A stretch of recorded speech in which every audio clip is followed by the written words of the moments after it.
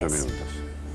Habíamos anticipado este informe especial que ha realizado Nacho Ramírez porque en esta época del año, cuando comienzan las bajas temperaturas, la gente necesita calefaccionarse. Y quien aparece siempre, todos los años, y lo grave es que se ha cobrado vidas o ha dejado gente discapacitada de forma muy grande, ¿no? Así es, hablamos del monóxido de carbono, cerca de 200 muertes cada vez que damos inicio al invierno. ¿Y cuáles son las precauciones, Nacho, que hay que seguir? Bienvenido. Hola, Ignacio. ¿Cómo están? Si uno evalúa realmente las estadísticas del Ministerio Público Fiscal en conjunto con los decesos, según la estadística del Ministerio de Salud, ve que los accidentes domésticos encabezan las muertes trágicas en los hogares y sobre todo el monóxido de carbono. 200 argentinos pierden la vida a raíz de malos artefactos o de negligencia. En muchos casos quedan discapacitados y lo terrible de estas 200 muertes anuales que se repiten año tras año es que el 100% de los decesos son evitables,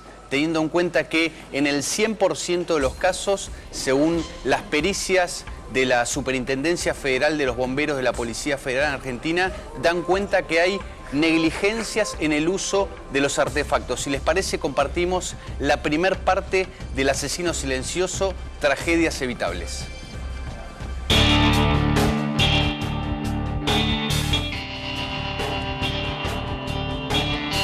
Con la llegada del invierno, en nuestro país se registran 200 muertes anuales por intoxicación con monóxido de carbono.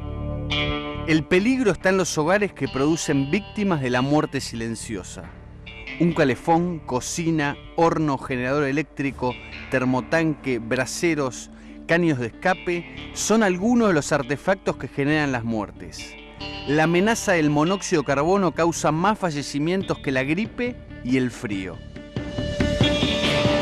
La otra crónica del asesino silencioso, las tragedias evitables.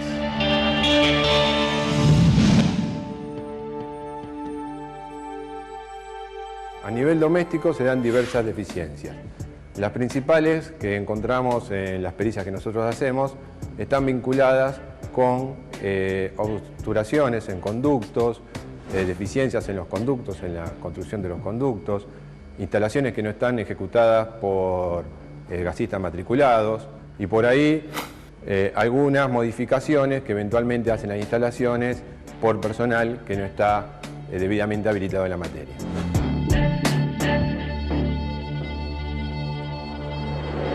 Bueno, hay distintos tipos de obturaciones.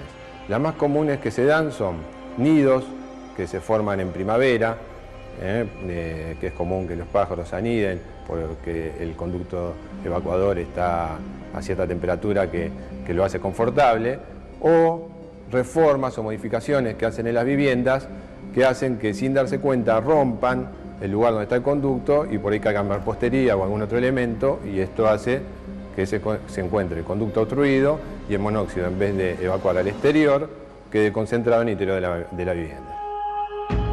El monóxido de carbono, de acuerdo a las concentraciones que se produzcan en el interior de la vivienda, puede matar en cuestión de horas. Es muy venenoso y es altamente mortal. Puede ser claramente evitada esta muerte. Lo que tiene de bueno, o sea, la parte positiva de todo esto es que es totalmente evitable.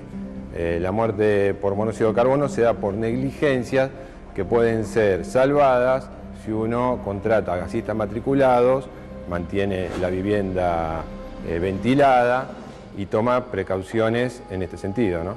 Están las rejillas obligatorias que están en los baños y cocina, que hay que tener la precaución de no taparlas, porque muchas veces agregamos una alacena, hacemos alguna reforma y pasamos por arriba de esas rejillas que son importantes porque están para la renovación del aire. La rejilla inferior permite la entrada del aire y la rejilla superior permite la salida.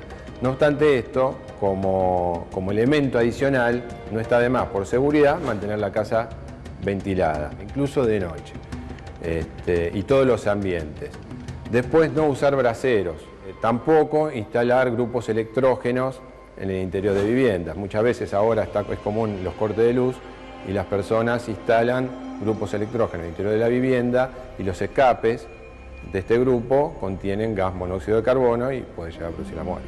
O sea, ¿ha pasado casos con grupo electrógeno? Hay casos incluso que con grupos electrógenos.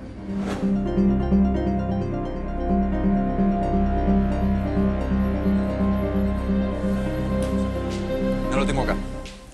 Lo que es interesante destacar, Claudio Agos, es que muchas de estas muertes son evitables y generalmente la gente reacciona tarde, teniendo en cuenta que ahora que estamos en invierno seguramente va a tratar de arreglar en su casa o con el portero o con un vecino o con un familiar que rara vez es un gasista matriculado, y ahí es cuando comienzan las tragedias. Además, Nacho, la gente se concentra como en el calefón.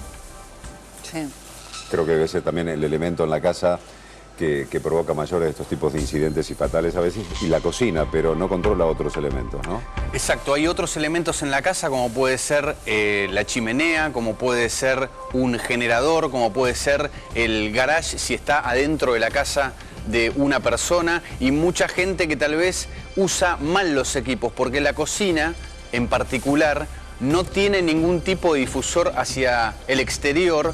Por ende, si usamos el horno para calentar nuestra casa, evidentemente vamos a tener un problema serio. De hecho, las últimas tragedias dan cuenta de 3 víctimas por un generador, 2 víctimas turistas en la provincia de Córdoba por una fuga en el jacuzzi, 3 personas en un calefón, 4 personas por haber calentado su domicilio privado con el horno, dejando el horno abierto toda la noche. Y estas tragedias en la mayoría de los casos tienen que ver con el mal uso o el uso defectuoso de estos equipos. Así lo cuentan las pericias de la Policía Federal Argentina, a quien le agradecemos por abrirnos el gabinete que funciona, el gabinete pericial de simulación de monóxido de carbono en la central de la policía en Avenida Belgrano a 1547, que todos pueden visitar. Y lo que me parece importante destacar es que todas estas tragedias las podemos evitar, y las secuelas del monóxido de carbono son muy graves. De hecho, en Cromañón muchas personas quedaron con secuelas gravísimas, no solo neurológicas, sino también hasta cuadriplégicas. Si te parece, compartimos la segunda parte en donde da cuenta de los diferentes artefactos que nos pueden provocar una fatalidad en nuestro hogar.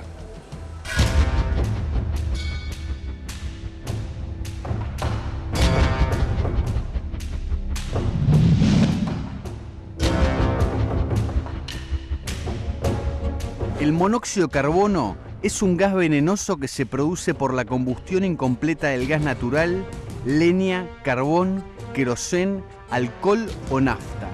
Es invisible, inodoro y no causa irritaciones. Seguidamente vamos a hacer una prueba sobre artefactos que tenemos instalados, los cuales unos están correctamente instalados y otros están deficientemente instalados, digamos a propósito, para poder hacer mediciones de pérdida de monóxido de carbono.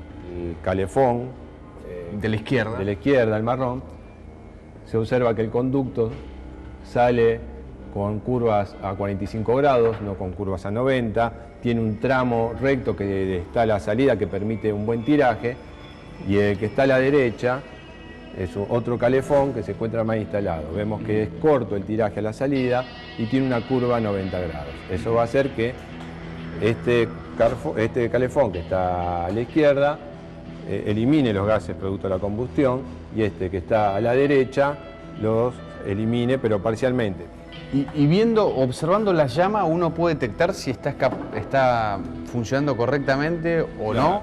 Independientemente de si evacúa o no evacúa bien al exterior, la llama no es un indicio de si está quemando bien, si esa combustión se está dando en forma completa o incompleta, como decimos nosotros. Si es incompleta, o sea, con ausencia de oxígeno o falta de oxígeno, va a tener un color amarillento o naranja, que está indicando que está generando más monóxido de carbono del que debería. Si es completa, o sea, la llama correcta, esta sería azul, con la punta de la llama casi transparente. Esto indica que hay bastante oxígeno en la combustión y por ende no está generando monóxido de carbono esa llama, ¿no?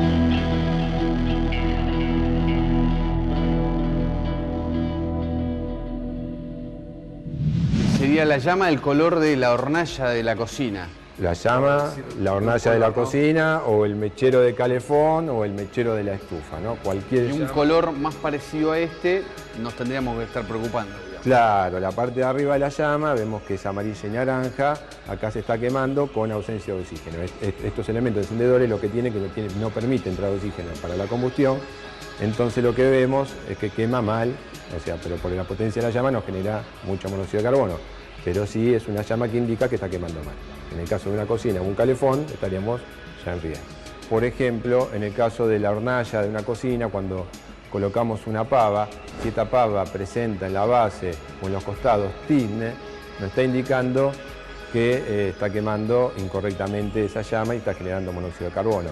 Lo mismo se ve cerca de las estufas, donde está la llama de la estufa, sobre las paredes o en los costados se ven tiznes que nos está indicando que esa estufa está quemando mal, que está generando monóxido de carbono y tenemos que tomar las medidas preventivas del caso, que sería primero ventilar, apagar, cerrar todo y llamar a un gasista matriculado para que haga las reparaciones del caso, ¿no? Tina, estamos hablando del color como similar al negro ese. Claro, ahí vemos dos calefones, uno que funciona bien y otro que, como dijimos, funciona mal, y justamente ahí pueden ver cómo el que funciona mal presenta tiznes en la pared, específicamente por ese funcionamiento anómalo.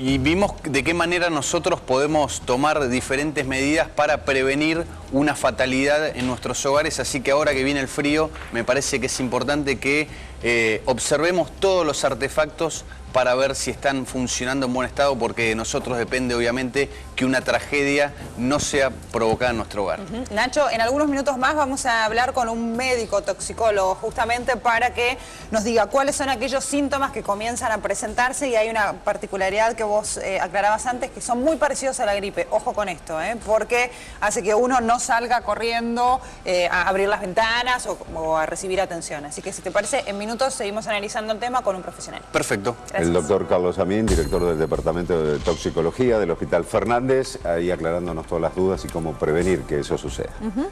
Vamos a